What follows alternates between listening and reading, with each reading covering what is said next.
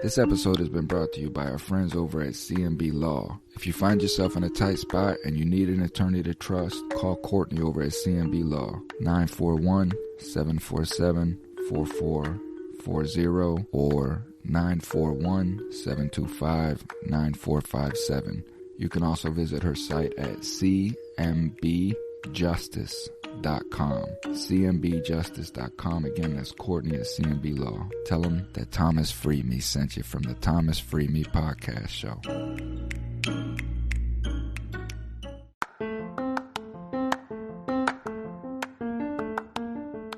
Hey everybody, I just want to take a moment to thank all my subscribers and listeners that dedicate a little bit of time just to hear what I got to say. Thank you so much, but the struggle is real and it continues. Please spread awareness and do your part by making sure that you are subscribed and liking each of the episodes that you listen to. Share my episodes and spread awareness of my channel and what it is that I'm doing.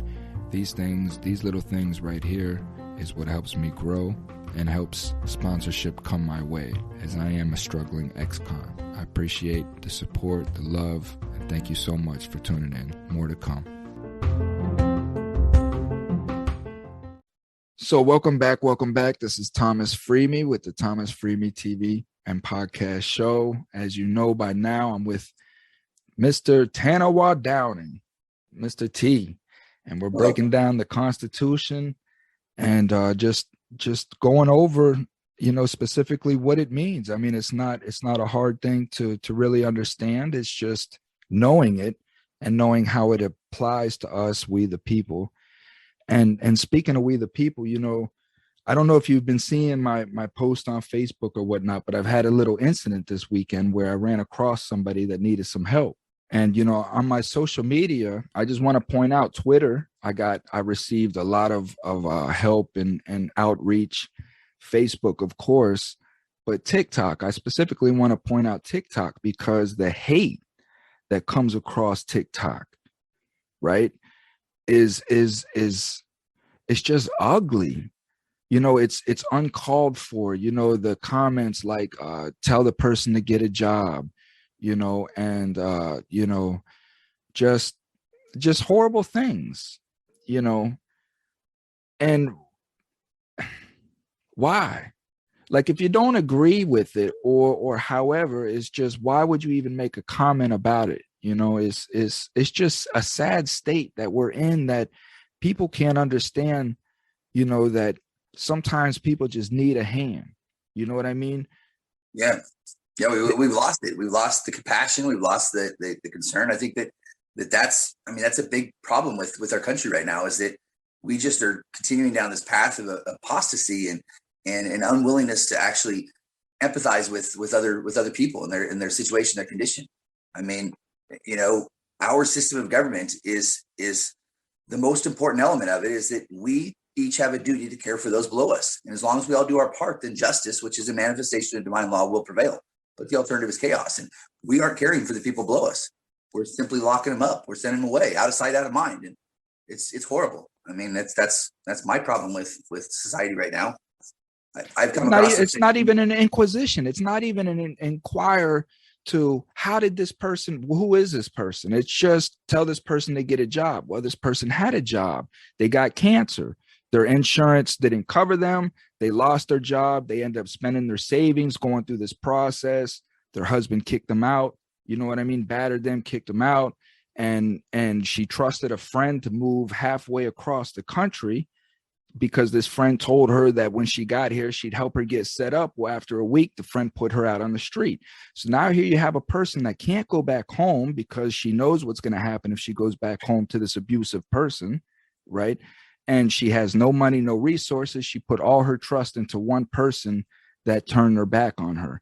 So it's understanding that just a simple inquisition into how this person needs help could really just change the outlook of the help that they receive. But they don't even offer that. It's just tell her to get a job. Yeah. It's crazy. I run into that a lot here, where, especially the stuff that I'm talking about, forgiveness of these sins and letting people go because the system, violated their rights. A lot of people have a big problem with that, particularly because they're like, they say, oh, they're just trying to get over on the system. But, we have this habit of justifying our own acts, our own criminal acts, or our own negative acts, in order to justify someone else's, or pursuing someone else. So we cannot break the law in order to enforce the law.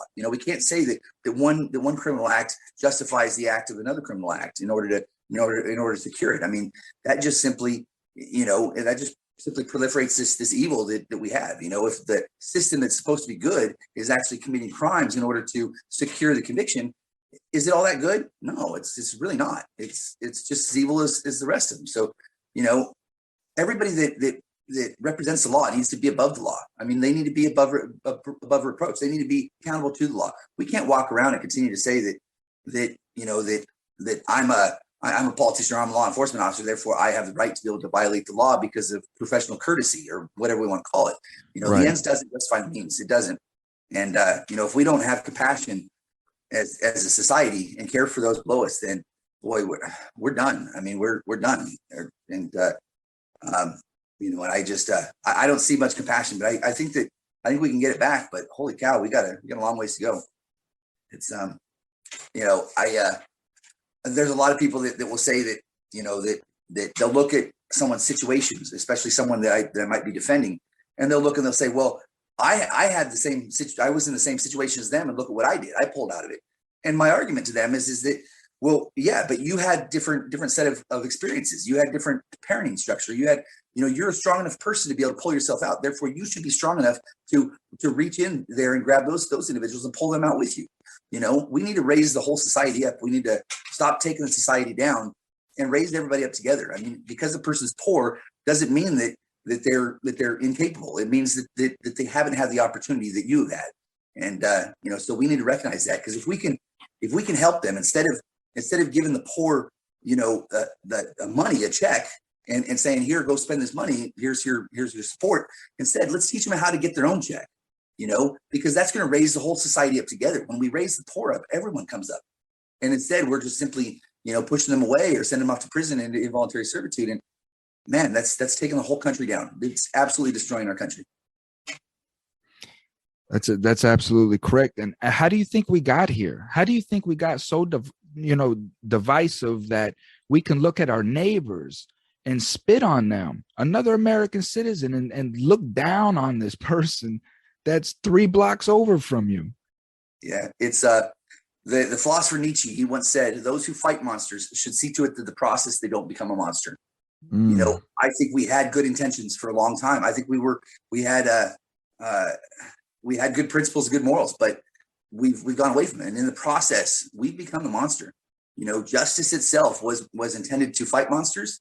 And as a result of fighting that monsters and always being around those monsters and never seeing good anymore, all they saw was bad. And as a result, now they're doing bad. Those that fight monsters need to see to it that they don't become a monster. Justice is now the monster. And they need to realize that, because it can't be. That's powerful there, and what is in place in our educational system here in America that, that kind of corrects that, keeps those checks and balances between, what's real and what's not. Where's the logic being placed into our society for people to understand that I am exactly what I'm judging others to be? See, I have to go back to scripture. I mean, if we have an all good, higher power, whatever that is, you can call it anything you want to call it. You can call it conscience, you can call it love, you can call it God, you can call it all. It doesn't matter what you call it, but whatever it is, it's good, and it has a higher moral obligation. And so what happens is that when we remove that from society, then we're left to our own accord. We're left to our own standards. My standard is not your standard. My morality is not her morality. So we're left with this uncertainty of the higher good. And so when we take that away from our society, and we no longer have this thing to aspire toward, or this thing to this object that is our moral compass, then we just head down the wrong path. I mean, every society in history, that's exactly what's happened to them, is that, they've given up on their higher moral compass, their higher objective, and then they've just head down this path of evil. And then, ultimately it leads to destruction. you posted something earlier about the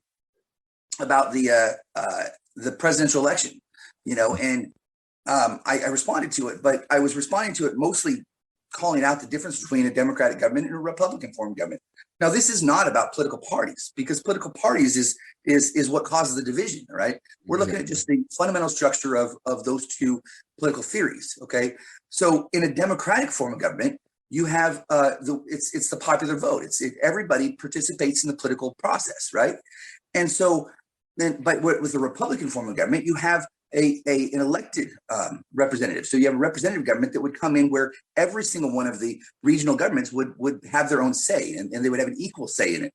And so when our forefathers, when they were trying to figure out what structure we were going to be, the Confederacy was a democratic form of government. That's what it was. Okay. And a democratic form of government is fine with the states. Most states are a democratic form of government, and they have everybody participate, and they have popular vote.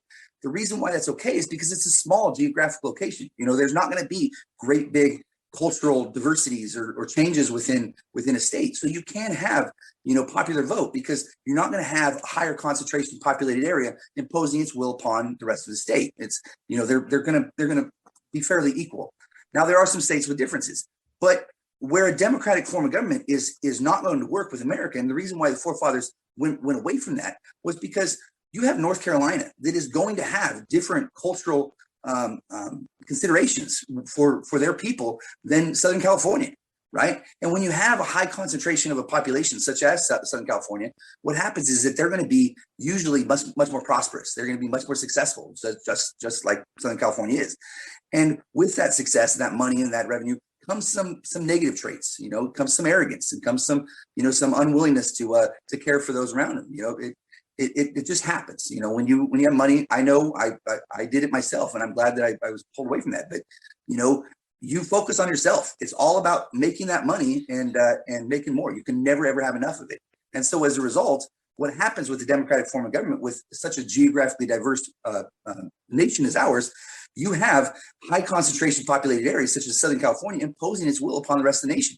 But you have the negative traits that they're desiring that's now imposing them upon the rest of the nation. And so you have, say North Carolina, who has no say in a popular vote. They have no say. And as a result, after time and time again of not being heard, they just eventually say, forget it. I'm not going to participate in the national government at all anymore. And they move away from it. And that causes the division. That's why we wanted the Republican form of government, because we wanted to have equal representation from each of the regions, not because of population or growth, but so that each one of these cultural variances can have their say in the national political arena.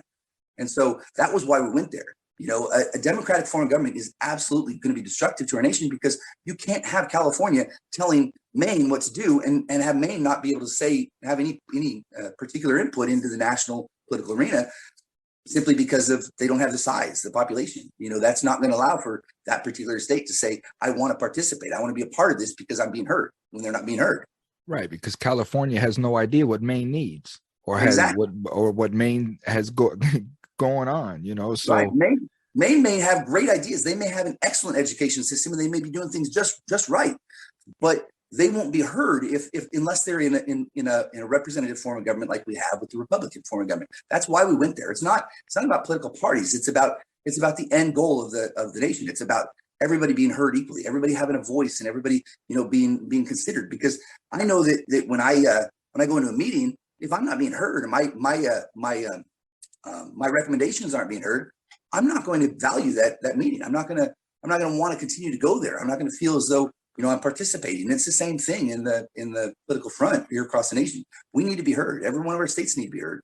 We need to know what's working in one location, not in another. And we don't need to have simply wills being imposed upon the rest of the nation based upon population concentration. In your opinion, how far apart do you think we are, as far as politically, in that political arena that you're talking about? How far apart do you think we are from that? Miles. How big is that chasm? It's a huge chasm. Yeah. Miles and miles. There's a book called Men Are From Mars and Women Are From Venus. Mm-hmm. And it's an interesting book, because what it says is that men and women, we don't communicate the same language. I mean, we want to say the same things. We're trying to say the same things, but we speak differently. So men, we speak literally. We if we say we're starving, we're literally starving. And women, they tend to speak much more figuratively. So, my wife, she used to say to me that she was starving. I'd look at her and say, well, you just ate 4 hours ago. How can you possibly be starving? And so, in a relationship, because that's all that society is it's a relationship among a lot of different people. And so in a relationship, when you start to have these communication barriers or these issues in the way that we communicate, then what happens is that we start to get a little bit of ground in between us. There's a little bit of gap. And as we allow that gap to continue to grow and grow and grow, it gets wider and wider until we can't even communicate at all. Like, I'll say something to her and she won't even be able to understand anything that I'm saying because, this gap has just gotten so great. And that's really what's happened between Democratic and Republican political parties here. We're all American. We need both parties because we're all American, and American is about diversity. It's about coming together and having these different points of view, being able to have the dialogue that's put into place and communicate and come up with the best solution. That's what's great about us, is that we need the Democratic model because we need to be able to care for the lower class. We need to be able to care for the poor. We need to have that compassion that the Democratic Party really brings in, those types of people on the liberal political front. But we also need the Republican. We need the conservative element. We need to know that we have money and we're limited in that amount of money. We need to be conservative in the resources that we have, and so we need to be able to communicate across the board. We have to do that because that's without it. Then you have what's going on right now. You have tyranny, and as soon as because there's 4 stages of a democratic form of government, and the last and final phase is called the tyrant. And every single democratic government in the history of the world has always been destroyed. It's been destroyed at the hands of the people because of the oppressive and tyrannical government that ends up being formed. And it just happens. It is called mob rule or majority rule. So once a political party gets into place and they just refuse to listen to anybody else, or any opposing opinion, then they become a tyrant and they start imposing their political agenda upon the rest of the nation. And that causes this massive disharmony that we're seeing across the nation right now, where there's this huge division of people starting to rise up and say, well, we need to take back our government. Well, no, we need to start communicating better. I mean, because that's what we got to do. I think that 2 weeks ago, you were asking me, where are we at within the timeline? Are we at the Revolutionary War? Or are we at the Civil War? Well, we already have a country. I don't think we want to destroy our country. So we're not at the Revolutionary War. We already have it. We're at a different place. We're at a place where we're looking at these different ideas, these different concepts, and refusing to acknowledge that there's an opposite or opposing view. We need to start talking again. I mean, there's no contact. Well, I mean, that's join us. That's exactly it. Like, okay, so in my discovery of my political arena, people were always asking me, well, are you Democrat or are you Republican? Because you kind of speak like both. So 1 minute you'll have a right view, the next minute you'll have a left view. But all anybody really hears is Democrat and Republican, and don't understand that there's many other parties that you may be, that you may fit in, but all we ever hear is Republican. Me, after I found out and I did a little research, I would probably label myself as a libertarian, just right down the middle about justice, fairness, and what is right, Yeah. And how many people are out there like me and don't even know what a libertarian is, and they're trying to fit up under a Democratic scheme or a Republican scheme, and there's just chaos everywhere over all this crap. I mean, so the parties, they have an agenda, I mean, they're pursuing certain end goals. And so those end goals are not necessarily American, I mean, I'm not going to side with a party. I'm an American and I want to do what's best for America. Right. And that means that sometimes we're going to have to make decisions that are going to cost us more, or it's going to take longer, or it's going to be very difficult, or it's going to change a massive amount of law. But what is good for the people is what matters, not what's good for industry. Right. I should not have to form myself to a view. That view should form around me. I'm the boss. I'm the American citizen, and that party should form around my views. I should not have to construct my views based upon a party. But even more important, I think that these politicians that are coming into the central government, they're coming in representing a party now. And so whatever the party's agenda is, each one of these representatives are then having to side with that party, having to go with whatever they want. That's not how it should be. These people are coming in from a regional government, representing those people with their cultural variances or whatever it might be, and they may not agree with the central, political agenda of the parties. They need to be representing the people. So, I don't think that it's about parties. I think it's about the representative from Louisiana representing the people of Louisiana and what they want, not what the Democratic Party or the Republican Party want, but what does Louisiana want? Because I don't see that very much. I don't see the representatives from Wyoming coming in and saying this is what Wyoming needs. This is they're coming in and saying this is what the Republican Party needs, and they're just falling in line as a bunch of sheep. They need to represent those people, because those people, they need things, and they have ideas, and they need to have those ideas expressed, and it shouldn't be expressed just simply through a party agenda. Not at all. And one final note on that before we get into the Second Amendment, the people, and we're not taking any responsibilities away from the people, because the people is what runs this train. The people themselves have to be educated enough to know that who you're voting in, what their ideology is, who they are, what their body of work is, most importantly, because anybody can say anything, and just putting the appropriate people in place to represent you, versus just as we've been saying, sticking with a party. It's crazy to me. You watch some of these rallies and people are just throwing their babies in front of these politicians' faces, and these politicians are asking adolescent children, make sure you grow up to be a Democrat, and it's just, or a Republican. I don't want to pick a side or whatever, but it's just crazy what is going on. I find it really appalling, especially during the last presidential election. I couldn't even follow it. But, these people are supposed to represent America, and America is made up of a lot of different people. When we have, the leader of our nation coming in and bad-mouthing 50% of the nation, that's not good. I mean, that person should be working on unity. That person should not be bad-mouthing the other party, should not be bad-mouthing the predecessor. We should be working together and trying to create harmony, trying to bring peace in, not division. And that's nobody's doing that. It's always division. It's every single thing about the opposition. Well, the opposition is America, right? You're bad-mouthing your own people, your own institution. We can't do that. I mean, these politicians, they need to completely change the way that they're speaking. We need to have a debate, not a target, not an opportunity to just bring people down.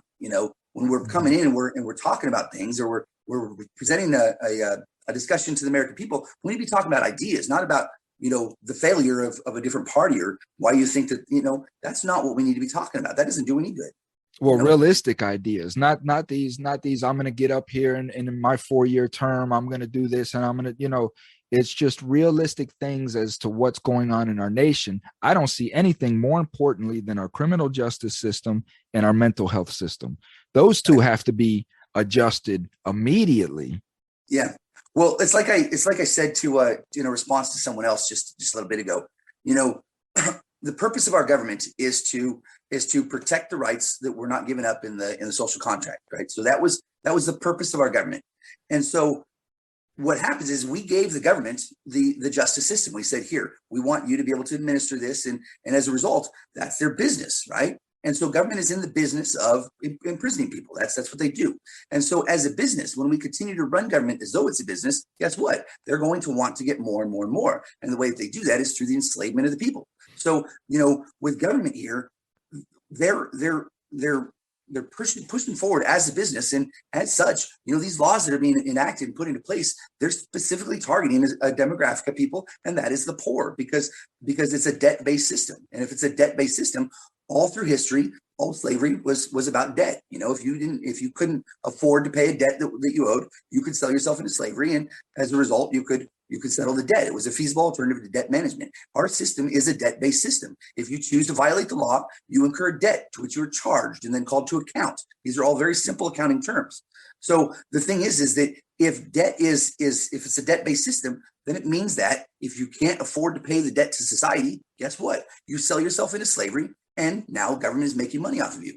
we have a system where the government is taking every opportunity that they can in order to bring in regulation and control so that they can have additional money. I mean, but if you look at the political structure of governments, that is what a totalitarianism government or communism government is it is enslavement of the people so that the government can make money off the people. I mean, that's all it is that as we continue to head down exactly what it is. Which we continue to head down this path and we don't change the justice system so that it's no longer about business. It's about reconciliation. It's about healing these people that are hurting and helping them have a life and a career and money and everything else. If we don't do that, then every single man, woman, child across the country is going to be enslaved by this system of government. Which is a great segue into our Second Amendment, which is the right to bear arms.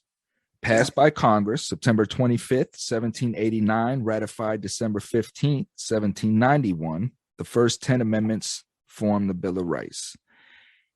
Second Amendment, a well-regulated militia being necessary to the security of a free state, the right of the people to keep and bear arms shall not be infringed. What does the word infringed mean? It shall not be deprived. It shall not be taken away. I mean, infringe would just be the deprivation of it in any sort of capacity. So, when we talk about infringement, there's different pieces of parts to a weapon for a gun, for instance, and so there's discussions about taking the bullets away, and that way, if we limit the production of bullets, then obviously it won't have enough bullets for the guns. And so that would be a quasi way of getting around the Constitution. But the reality is that would still be an infringement on the right to keep and bear arms. When you're limited or regulated the production of one element of the weapon, which is a necessary element of it, then that would be an infringement. But infringement is just any sort of deprivation of that particular right. And so, I was reading some Supreme Court precedent the other day. And a great question was asked, and it's that what is the point in putting our laws into written form, right? Or what is the point in providing guarantees if those guarantees can be taken away? And what's the point in putting those laws into a written form if they can be taken away at discretion? So I think that it was Justice Brandleberg, I believe it said it, but what point is having guarantees and to what purpose are they reduced to writing if those who are bound to the obligation are at liberty to violate the obligation? If discretion and obligation are of equal contemplation, then what value is the obligation? If we have guarantees and we place those guarantees into a written form of our Constitution, we say you have the right to keep and bear arms. But then that obligation that's created by the judge and the oath that they enter into office, for a Supreme Court decision or even the President of the United States, if he's want to push agenda, or the only way that we can change the Constitution is through an act of the people. It's an amendment. If we don't want to keep and bear arms, that's fine. Present it to the American people and get the American people to agree upon it and get them to amend the Constitution of the United States. You can't do it through judicial fiat. You can't do it through executive order. You can't do that. The whole point of the Bill of Rights was to take certain rights and place them above political contemplation. We didn't want to have these particular rights that were within the Bill of Rights be up for discussion, because they knew how important they were. The freedom of religion, the freedom of speech, to be able to believe and have a conscience that leads us to our authentic self. I mean, those are things that we need to have as a society, and we need to have them above political contemplation. They should not be up for discussion. So what happens, Tanawah, if the president comes out and signs an executive order to stop the sale of all weapons in America based upon the Patriot Act, some security risk, terrorism, whatever? So once again, going back to what we discussed, I think last week, is that the Constitution establishes statutory obligations. So a statutory obligation is one that arises out of statute. It's not based upon any sort of independent contractual obligation. So when you have a statute such as the right to keep and bear arms, it says the right to keep and bear arms for the people to keep and bear arms shall not be infringed. That's pretty clear, right? And so that becomes an obligation that the judges or the president or anyone else enters into as a result of their oath of office. So when you take an oath that you will support and defend the Constitution of the United States, right, that's what you have to do. And so supporting the Constitution is not changing it, right? You have to look at sedition then. So the definition of sedition is the speaking or writing of words intended to cause disaffection to the Constitution in order to procure its alteration in an other than lawful manner, right? So when you commit sedition, it's going against the Constitution, it's warring against the Constitution under oath is what it is.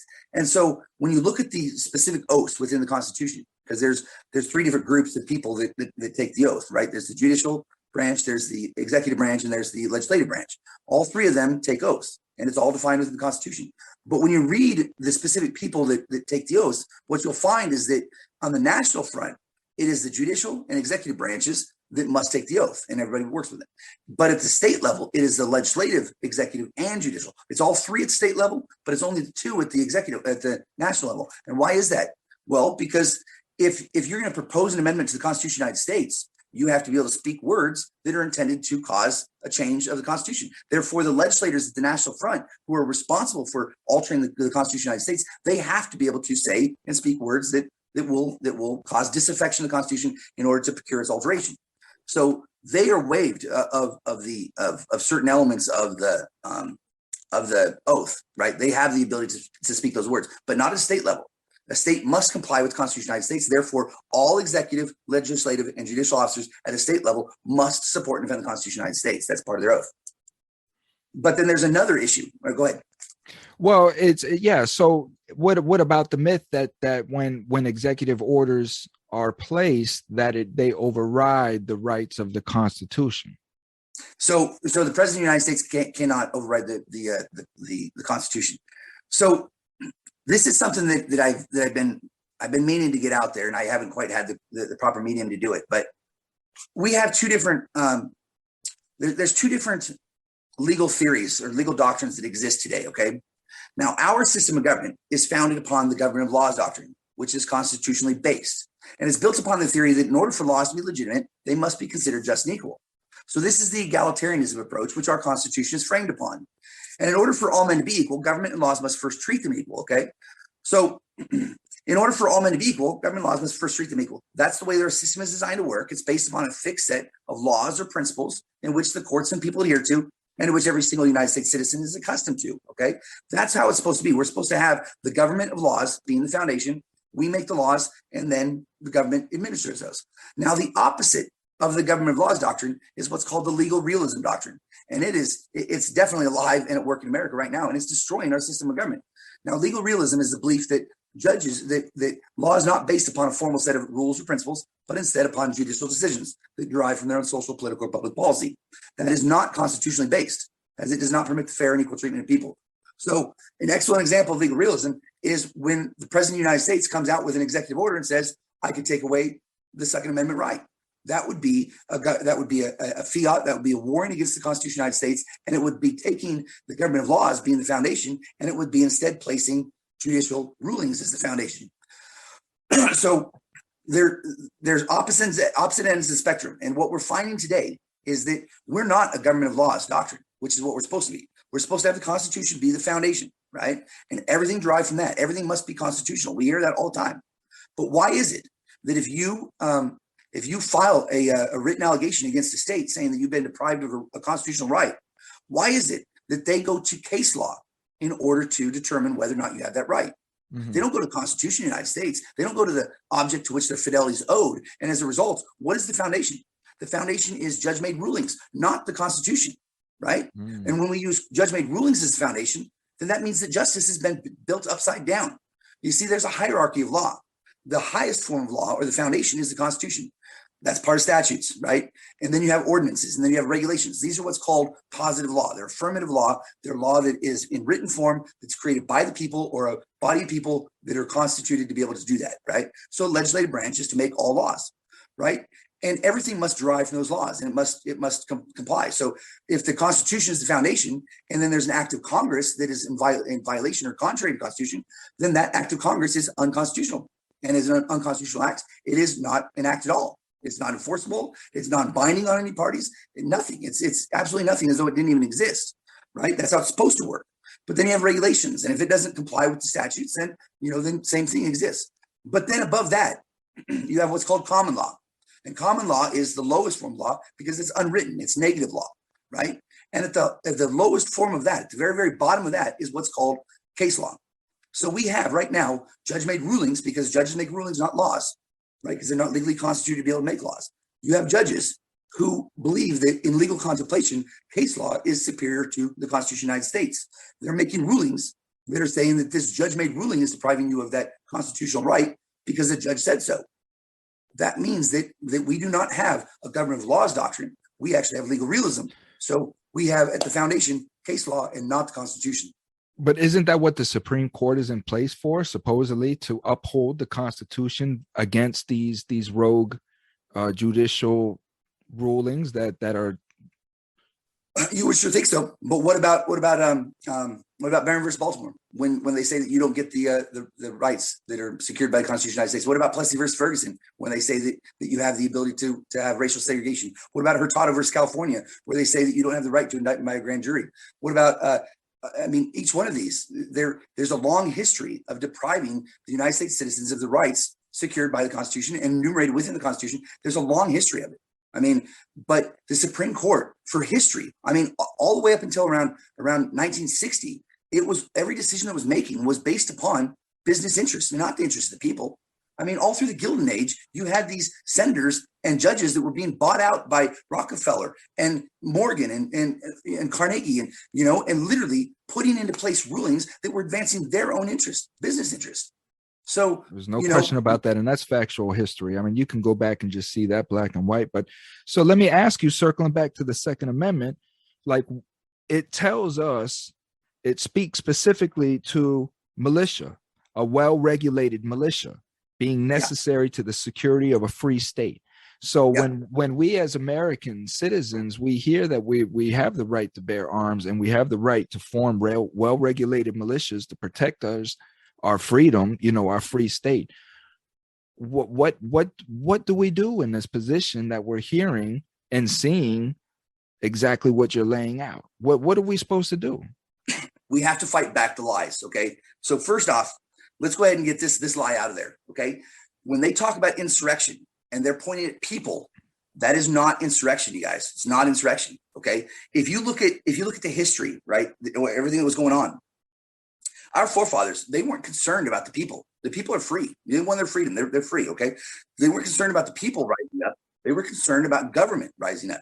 When you talk about insurrection, that's not the people. People commit crimes. Government commits insurrection. You go to Federalist Number 10, right? The Federalist Number 10, written by James Madison. The title of that particular report, or that particular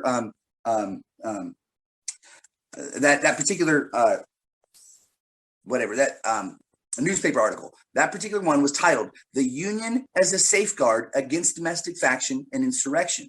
Okay, so the whole article, that article number 10, it talks about nothing but the state imposing or not abiding by the law of the United States. So what it says is, to the people of the state of New York, among the numerous advantages promised by a well-constructed union, none deserves to be more accurately developed than its tendency to break and control the violence of faction.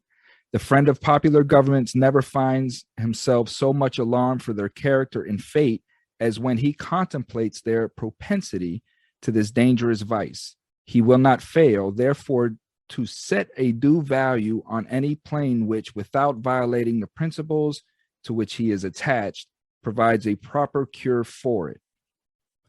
There's a lot here. I'm not going to read it. You guys can go read it. But so the most important thing is that the title is "The Union as a Safeguard Against Domestic Faction and Insurrection."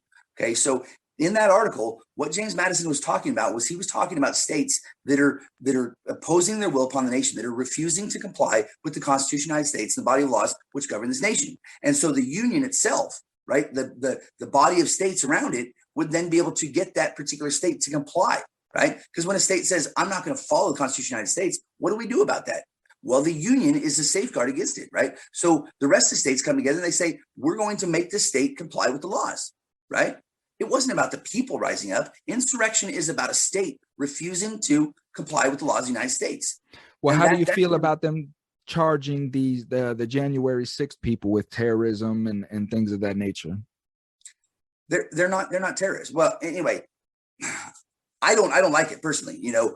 I don't know enough about the situation, but I think that you know, that when we get emotions brought up to that certain level, you know, and then we start to label them, because we were labeling insurrectionists from the very beginning. They're not insurrectionists. The reality is that the government that's refusing to obey the laws of the United States, they're the ones that are committing sedition. They're the ones that are committing insurrection.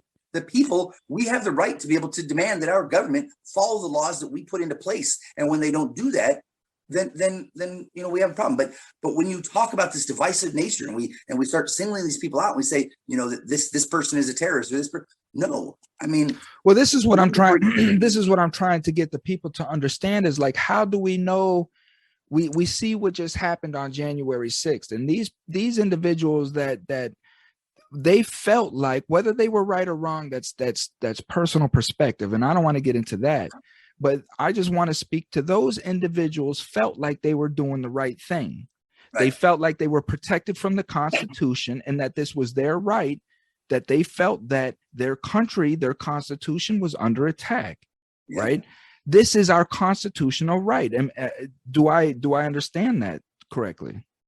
It is. You have the right to peaceably assemble and petition the government for redress grievances. We have the right. We have the right to demand that our government comply with the laws. So George Washington said in his farewell address, he said, in contemplating the causes which may disturb our union, it occurs as a matter of serious concern for the characterizing of parties by geographical discriminations, whence designing men may endeavor to excite a belief that there's a real difference of local interests and views. So, you know, when we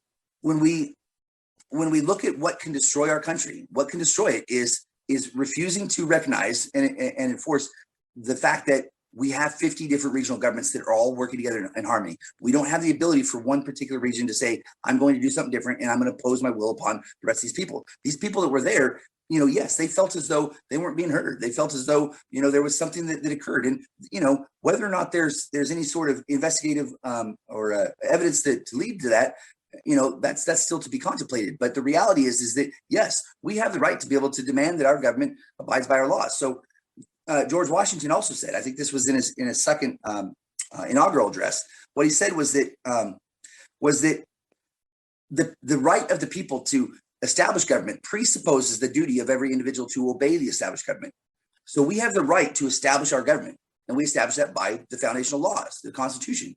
Right. So we have the right to establish that. But that right and duty, it is secondary to our obligation to obey the government. So if the government is not governing us consistent with the laws that we put into place, we have the right to breach our obedience to the government and resume our original liberty. Now, how we do that is a whole other question. But the reality is that government is not governing us. So we have a duty and an obligation to demand that the government engages us in dialogue and comes to the table and talks to us about this. And if they won't, then we have the right to breach our obligation and to not recognize that government until such time as they do come back and abide by the established rule of law. Amen. And that's a country with nuts. You know, that's a country with nuts that knows that it's the boss, you know, and we're far from that. But let's shift gears a little bit and talk about just gun rights, and as far as you know, heavy machinery and assault rifles and what's going on in America with assault rifles and weapons and such. And you know, I went back and I looked at how Australia lost their weapons. Right? Are you familiar with how they lost their weapons? Yeah, a few years ago. Yeah, they voted them out. So explain how that process went down and how that's similar to what's going on here. I don't know enough about Australia. I'm sorry. So the story that I got was that it was they created an oppression on the people. They created a poverty on the people. They inflation went through the roof to the point to where people were desperate for money, and then they brought out a gun buyback program for an offer they couldn't refuse. You know, so it was, do we eat bread or do we, you know, keep our guns? And of course, a large portion of Australia returned their guns for money. And then the oppression let up, inflation came down a little bit, and all the guns are out of Australia. And that makes me think about, that's a Machiavellian principle called menticide. And menticide is known as it's known as the killing of the mind, and it's the typical way. I just happened to have read Machiavelli not too long ago, and so I know this, but that's the way that governments all through history have traditionally led to totalitarianism, to an absolute power. And so what they do is they use these waves of fear, and so they get the people to be afraid of something, or something occurs, something negative. And here in America, it was September 11th. So we have this illogical condition, and we as society people, we try to meet that with logic. And you can't meet illogic with logic, and it just takes time to reconcile it. But what happens is that government, they begin to have these waves of fear, and we can see it all through September. Ever since September 11th, we had the crash of the stock market, right? Then you had the housing bubble. Then you had another crash of the stock market. Then you have, each one of these is a different, more intense level of fear. And what happens is that as time goes on, we're trying to reconcile in our mind the illogic of the last wave of fear that occurred, and we're not able to do it before the next wave hits us. And so we're having to get rid of that one and deal with the next one. And over time, these waves of fear, these waves of terror that's inflicted upon the people, it causes us to actually start to regress and start to look to the government for our needs, right? And so when we look to the government for our needs, that means that the government is then in the position of power, right? Because when we're looking at the government saying, I need food, or I need money, or I need housing or support, whatever it is, we're not looking to ourselves. We're not looking to God or our higher power in order to ensure our success. But success and failure in any nation is dependent upon the people and not the government. I mean, it's a fact. So the moment that we start looking to the government for our needs or to deal with this illogical situation, then they have the power. And so you can even see, and so in the menticide, in Machiavelli, in what he says that isolation is even, it increases the process. Because just like Pavlov, when you take and you place the dog into the controlled environment, he's much more easily manipulated. And so, when a society and you have the ruling elites that are feeling as though they have the power and the ability to rule over these people, and that they make better decisions than the people do, then what happens is that they elevate themselves into a position of power where they're seeking more and more and more, and then they regress the people to a lower level, and they do that through these waves of fear. And then you have, of course, news agencies that would provide conflicting reports. So, there's no logic in it, right? I mean, there's no logic among it. And what happens is a process known as menticide. And there's a guy named Just Merleau who wrote the book on menticide. And it had to do, he was looking at Nazi and Germany and these other countries, these other nations that have actually gone to totalitarianism, and the process they went through was known as menticide. It's the killing of the mind. It takes and it regresses the people to a place where they're looking to the government as though that's their support. And once that happens, it transfers the power from the people into the government's hands, and now you have a government that can't be destroyed because it's self-existent. People depend upon it. What was so specifically speaking about the gun movement and everything that's going on now? How would you see that being applied in today's society to scare the people away from these gun rights? So after September 11th happened, we put into place a horrible act, and it was called the Patriot Act. And I got to say that what I used to do was national security. I mean, that was what I did, and I was very, very good at it, and I made a lot of money doing it. But I've come to understand that national security is simply code word for domestic terrorism. You don't secure and protect the government. You secure and you protect the people from the government. But we had this concept, and we all bought into it. I bought into it. Hell, I went and got degrees in it, But the very policies and procedures that I put into place for Homeland Security, I'm now seeking to overturn because I recognize how horrible they actually were, And so we had these knee-jerk reactions as a result of that event, that horrible event. And so with these knee-jerk reactions, we started putting in place particular acts and legislation that was depriving the people of rights. But you had this separation of the people. So you had, the upper class people that said, well, I'm going to keep my freedom of religion and I'm going to keep my gun rights, but we're going to take them away from those guys over there because they don't need to have them. So you have like this division across the country where we have the oppression. Oppression is simply the unequal application of laws across the society. So when you have a law that only affects one group of people and not another, That is called oppression, right? And that's different than tyranny. Tyranny is a ruler who applies the law unequally. So that would be the difference between oppression. That would be the law doing it as opposed to tyranny being a ruler doing it. So so we had the oppression that occurred. So we had these laws that were put into place that was really focused on specific individuals. And that's what happened with the Patriot Act. The Patriot Act is absolutely unconstitutional.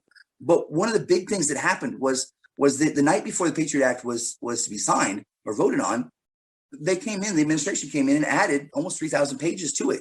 Now, those pages didn't get read, but the point of the Patriot Act was to help deal with terrorism at a foreign location. But the reality is that what it did was it allowed for the terrorism element or the investigative element to be able to apply within our society. And so it actually gave governmental presidential war powers onto law enforcement officers and allowed them to act in a capacity that was different. They weren't just limited to state police powers anymore. Now they have presidential war powers, which makes them a soldier and allows them to be able to deprive people of rights in the same way that they were depriving people of rights in Guantanamo Bay. And that's when you start, and if you've noticed and paid attention, that's when you started seeing your neighborhood cop just go from just an everyday beat cop looking car to tanks, essentially assault tanks, exactly.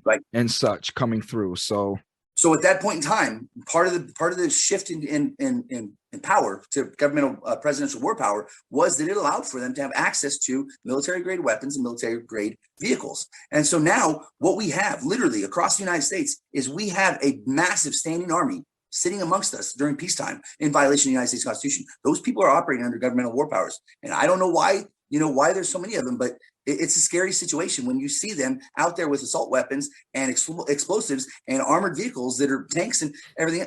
What is going on here? You see all this outside your door and they're telling you, just give us your weapons. You can trust us. It's okay. Exactly. But another thing is that when we looked at Guantanamo Bay, what was going on there was we were receiving some sort of random allegation, right, against someone. And then they would go out and pick them up and they would bring them there and they would put them through these horrible deprivation tactics that were both attacking their physical, emotional, and psychological elements. And it was putting them through just horrible conditions and situations. And I was watching a documentary on it recently. And at the end of the documentary, someone said, if you weren't a terrorist when you got here, you were a terrorist when you left here. And that really resonated with me because what was happening was most of those people that were there were not terrorists, right? They might have not have been, abiding by the law, but they weren't terrorists. But we were creating terrorists because when they left there, they were. And so we were actually creating the very object that we were going out to fight in order to justify the war. And now look at the justice system, right? We say that we're rehabilitating these people, right? No. If you ask anybody, they say if you go to prison, you learn how to be a better criminal. Why? Because we're creating the very object in order to justify the war against crime, right? So you don't go to prison in order to get better. You don't go to prison in order to stop hurting. You don't go to prison to not be a criminal. You go there to become a criminal because the system is set up in order to teach that, in order to advance that, right? The system is creating the very people that they're talking about going out and fighting against in order to justify the system itself. That's the driver behind mass incarceration. So when you look at what they're doing, right, when they're creating this disharmony across the nation, or when they're violating the Constitution of the United States, they're doing this in order to get us to fight amongst each other because conflict causes crime. Crime creates criminals. Criminals create money that they put in their system. Well, I mean, that's my message in a nutshell is, and that's what I'm trying to get the American people to understand, is that when you're out here in your communities and you're selling drugs to your communities, you're pushing the government's agenda. Absolutely. When you're throwing bottles at small businesses and breaking their windows and burning them down and things of that nature because you're lashing out against the government, these people are sitting in their high rises smiling down because their plan is working. This is what they want you to do. When the prisons are erupting in gang violence and we're destroying each other inside, that is what they want you to do. Because if we ever get into civil unrest, into a civil war, our division is going to knock our numbers down so low that their state, their police state, their militia state at that time will be able to handle whatever's left. We're going to destroy each other on the battlefield. I hear it a lot. People's talking about rising up in rebellion, And we need to be very, very cautious about this, very cautious, because the reality is that a patriot is defined as, by the dictionary, defined as one who loves and defends his country. Okay. So if you love your country, right? If you love anything, destruction should not be an optional outcome for anything that's loved, right? Patriotism is not a call to arms, okay? It's not to go out and get guns. Mm-hmm. We may have to get to that at some point in time, but that's not at all what we're talking about. That's the last straw. That's the last thing, guys, right? But what we need to do is we need to start talking, right? We need to use our words, because power isn't about who's got a gun or who's got the bigger gun. Power is about your words. If you can influence others to believe in what you believe in, if you can express your vision and get people to rally behind you, you have power. That's what power is. And so we need to be using our words, because patriotism is not a call to arms. Patriotism is simply a dialogue with your fellow man about what is good about your country and what is bad about it, what can be corrected, right? Patriotism is rooted in humanity, right? It's rooted in the greater good for all. And if given the opportunity, it can change the world. That's beautiful. But nationalism is built upon arrogance. Nationalism is a refusal to have a dialogue about our country. So when we refuse to talk and use our words and express, our vision, then we become nationalists. And that's where we're at as a country right now. I mean, we're going out, we're imposing our will upon the rest of the world and saying, you need to make your people free. But we're failing to look at ourselves in the mirror and realize that the very things that we're fighting for abroad are contrary to the principles that we stand for at home. Excuse my French, but ain't that a bitch? It's what you just said. Ain't it though? We're sitting there telling other countries, trying to be this democratic kingpin, I guess, if you will, telling other countries about what they're doing and how inhumane it is. And we got over 2 million of our citizens in slavery, in prison. Right. It's the most absurd thing I've ever heard in my life, man. I just listened to a podcast yesterday, and it was on law. So it was a constitutional expert, professor from one of the Ivy League schools, and he was talking about the 13th Amendment and saying it abolished slavery. There's no longer slavery in the. No, it didn't. Read the 13th Amendment. Tell me that it abolished slavery when it says you can't have slavery except for a punishment for a crime. It didn't abolish slavery. No, the very object that we were trying to eliminate and we lost 1 million lives for, we put into, not only made it authorized, but we legalized it into our foundational law. Slavery is not gone. Slavery is very, very much alive and at work here in America. Very much. So these people, they need to just open up their eyes. Well, this is why Jordan Peterson and some of the higher intellects of our nation, of our planet, is attacking the scholars, these institutions, because they're not teaching the truth. They're teaching agenda, and it's creating more division amongst our children. It's just listen. This all circles back to what we were talking about in the beginning. Is just being a better person, being a better you, and understanding that this person that needs a helping hand just needs that. They don't need you to kick their hand. No. Help the person out, because what you just said, people have to realize real quickly. I was in a Zoom the other day and we had a representative in there, and I'm not going to put out any names, but people are talking to this representative and you could just see he's attentive and wants to hear what they say. But it wasn't until we read out numbers of voters that we had supporting us is when he perked up, right? Is when his attention became serious, because that's all these people understand is unity. Right. Unity. When we have millions of people saying the same thing, they're going to listen, because it's our last hope of survival of freedom. This is it. After this, there's nothing else on earth. No, what else do you have? Gone. It's gone. Well, we're the last hope. But but once again, I strongly believe that because we're an egalitarianism government, it's very easy for us to express our vision and say that when you take away my right, you just took it away from yourself. So when a prosecutor takes away my right to be able to testify and to be able to defend myself, guess what? You just place those shackles onto yourself, because as of this moment, you don't have that right either. Nobody does, because the law is going to treat everyone equally. So every single right that we take away from someone else, we take away from ourselves. So when we talk about not having the freedom to bear arms, we just took the freedom to bear arms away from ourselves. And sometime down the road, you may not be on the winning side anymore. Do you want to not have the ability to keep and bear arms because you were on the winning side at one point in time? Tyrants switch sides all the time. I mean, 5 years down the road, those people that are in power right now, they may not be in power. Do you really want to take away your protection, your element to be able to? No, because rights they're consistent among everyone. So, we just have to know that just like the golden rule, do unto others as you would want done unto you. If you want to be able to have your right to be able to defend yourself and defend your family, then you better be able to. Then you better be in the position of defending it for others. Because if you're going to take away from one, you just took away from yourself. And so, with our system of government here, the justice system in particular, we can end it in a day. I mean, when anybody that says to me that this is too big to fix just doesn't understand, justice has no power but for the people. And if the people just realize that they're taking away their own rights, they'll say, wait a second, I don't want to do that. And guess what? The next day, we could have a complete change. We don't have to continue to do things the way that we're doing it. We just have to get these people to understand what they're doing and how. I don't want to say that they're giving away their rights. You're right in what you're saying, but I want the people to understand you're being tricked out of your rights. Yeah. You're being tricked out of your rights. They're taken away through manipulation, through false reality, through manipulation, through pacification, through all of this. And manipulation. They're not disclosing the truth, and as a result, there's manipulation. When the president comes on and says that he's going to come and get your guns from you, that's not a good position to be in, because that's against the Constitution. But, so the central element of constitutionalism is that political society, government officials, they are not at liberty to do as they please.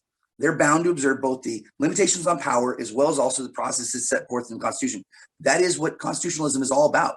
They're not at liberty to do whatever they want, right? They're bound by what the Constitution states. It's a contract, and as a contract, there's certain obligations that's defined within it. And so, when we look at statutory obligations, for instance, a statutory obligation is an obligation that exists within the statute. So when the judge swears by oath that they will do whatever's in the Constitution, and then they fail to do it, it doesn't matter whether they intended to or not. Even that negligence itself is also a violation. That's what's called a per se violation. So anytime that you have a statutory obligation that's in place and a failure to fulfill that statutory obligation, whether it's intentional or accidental, you have a per se crime, which means that it doesn't have to go to a jury to determine whether or not there's guilt, because the guilt is a result of the failure to perform the act. And so everyone is judges. When they accept a plea bargain, the law doesn't say that you can do that. It says that you have to have a jury trial. So when you accept that plea bargain, it doesn't matter.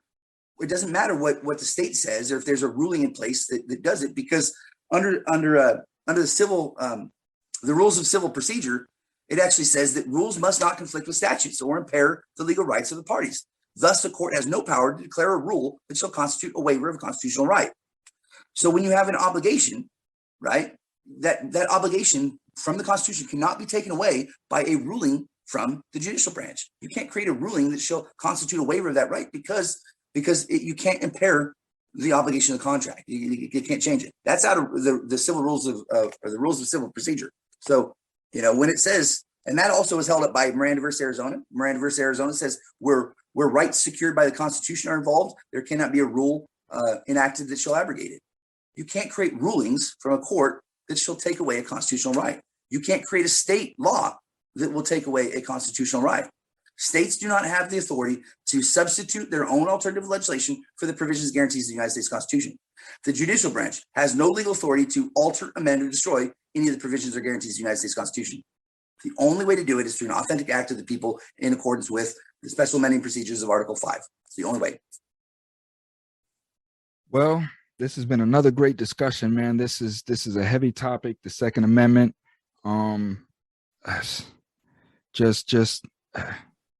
We have to protect these rights. We have to protect our Constitution, our amendments. We have to protect our gun rights, and we have to protect our freedom of speech. Those are the two. That's why they're 1 and 2, because they're the most essential. If you understand what communism is and how communism is formed, those are the two essential key elements to keeping communism out of our country, because the two key elements to communism is censorship and division. So it's when you have those two in place, communism is right around the door. And look what we're doing to ourselves. Look at this cancer culture that we're in. You know what I mean? And look at the atheism in our as you were speaking earlier. Look at the atheism in our nation. There's no moral compass, as you say. So that's it. It doesn't matter what that moral compass is. I mean, that's what's important here, is that we have the freedom to believe or not believe. But everyone believes in something. Even if you believe in the Big Bang, you believe in something. Right. But what we need to believe in is aside from ego, right? Good, right? Aside Whatever from ego. It can be love, it can be conscious, it can be God, it can be all. It doesn't matter. Buddha, we can believe in anything we want, but whatever it is, it needs to be good, because that's going to give us something to aspire to. Absolutely. Absolutely. It's why we're in a narcissistic state, I believe, is because, to me, the definition of pure evil is just 100% egoic state. Just a person that is just working in complete selfishness. Yeah. That's pure evil. So once again, thank you, Tanawah. We'll get together again next week to do, I believe, getting into the most important amendments, because these, aside for everybody knows the First Amendment, everybody knows the Second Amendment, hardly anybody knows the Third Amendment. You know what I mean? And past that. So this is where the thick of the matter is going to get. So until then, good sir, I will holler at you. Okay. Thank you, guys. Easy. God bless. Be safe.